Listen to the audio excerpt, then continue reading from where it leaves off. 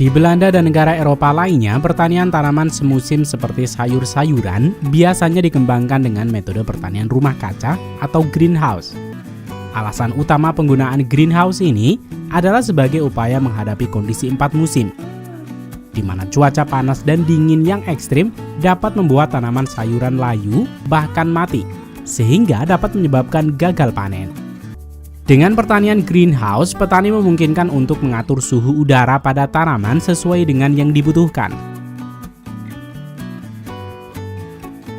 Ketika musim dingin di luar greenhouse, petani akan mengalirkan udara hangat ke dalam rumah kaca.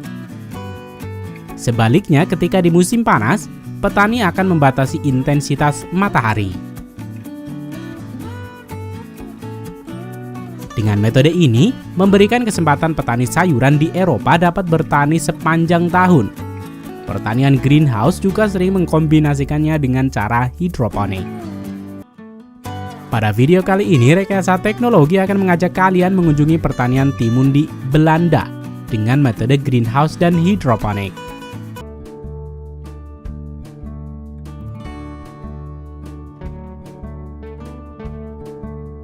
Selain keunggulan yang telah disebutkan sebelumnya, kombinasi pertanian greenhouse dan hidroponik memiliki keuntungan lain, yaitu dapat melindungi tanaman dari terpaan langsung air hujan pada tanaman dan media tanam.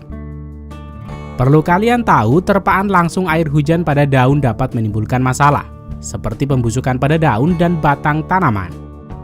Selain itu, air hujan juga menyuburkan cendawan, lumut, dan tanaman pengganggu lainnya. Dan yang tak kalah penting adalah air hujan yang masuk ke dalam instalasi hidroponik akan mengurangi konsentrasi nutrisi yang telah ditentukan dalam air tandon sebagai media tanam. Itu mengapa mengkombinasikan kedua metode ini akan memaksimalkan hasil pertanian. Proses pertanian mentimun ini bermula dari ketika tanaman-tanaman mentimun ini telah melewati masa produksinya dan berhenti berbuah. Selanjutnya, para pekerja akan melepas tali-tali penyangga dan memotong batang timun dari media tanam. Kemudian, pekerja akan menarik tanaman timun ini untuk memasuki mesin penghancur, di mana tanaman timun ini akan dipotong menjadi sangat lembut. Kemudian dibuang pada bak sampah organik, dan rumah kaca siap untuk menerima tanaman baru. Rotasi tanaman seperti ini terjadi 2 hingga 3 kali dalam setahun. Semua tanaman dicabut dan semua peralatan penopang kehidupan akan diganti baru untuk tanaman berikutnya. Pekerjaan berat ini dilakukan dengan kecepatan tinggi.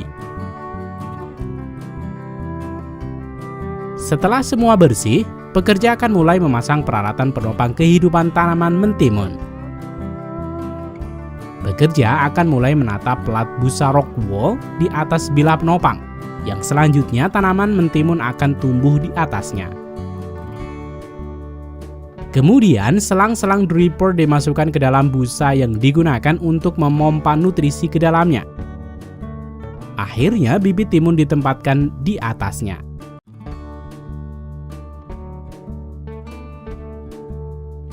Kegiatan semacam ini harus dilakukan penuh dengan hati-hati. Selama proses awal pertumbuhan ini, pekerja diwajibkan memakai pakaian yang bersih dan dilarang untuk berpindah dari satu area greenhouse ke ruang greenhouse lainnya dengan pakaian yang sama. Karena hal ini dapat beresiko menyebarkan penyakit tanaman. Pekerja juga harus selalu mendesinfeksi tangan dan sepatu sebelum memasuki rumah kaca.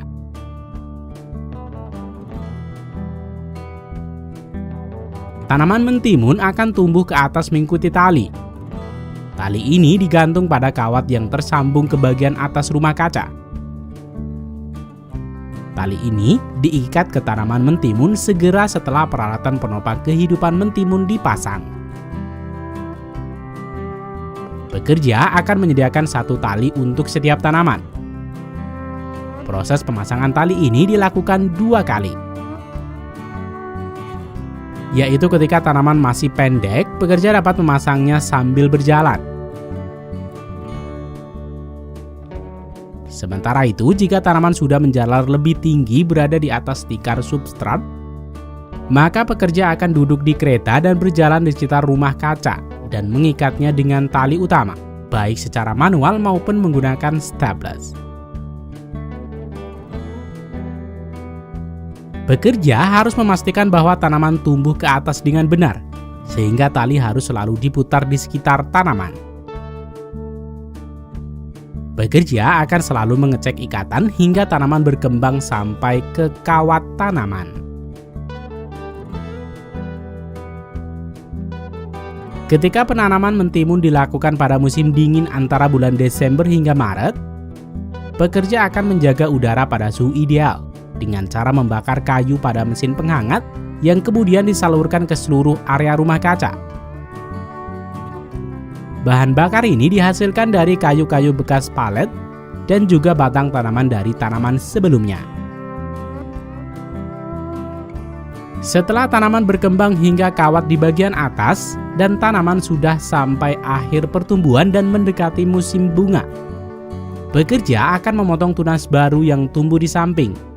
Hal ini bertujuan untuk tanaman memfokuskan nutrisi dan energinya untuk dialirkan ke kepala tanaman dan bakal buah. Pemotongan ini dilakukan hingga akhir periode pertumbuhan. Pemangkasan ini dilakukan baik di bagian bawah dan atas tanaman mentimun.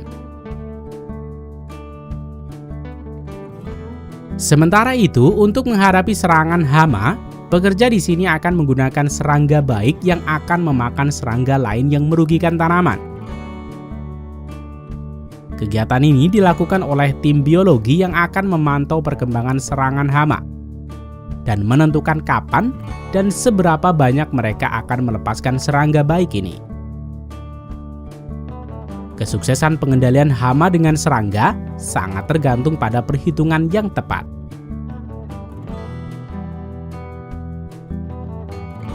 Setelah 20 hari pertama dan bunga-bunga sudah diserbuki, bakal buah pertama akan mulai muncul. Namun pekerja akan membuang buah-buah pada periode awal pertumbuhan. Hal ini dilakukan untuk memastikan bahwa tanaman terus tumbuh panjang dan menghasilkan jumlah mentimun yang diinginkan di kemudian hari.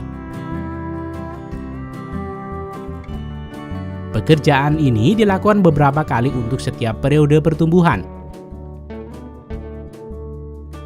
Selain buah, daun yang terlalu lebar juga akan dipotong. Hal ini karena daun yang terlalu banyak dan padat mencegah buah baru dari mendapatkan cahaya matahari. Proses pemanenan pada daun yang terlalu lebat juga akan lebih sulit.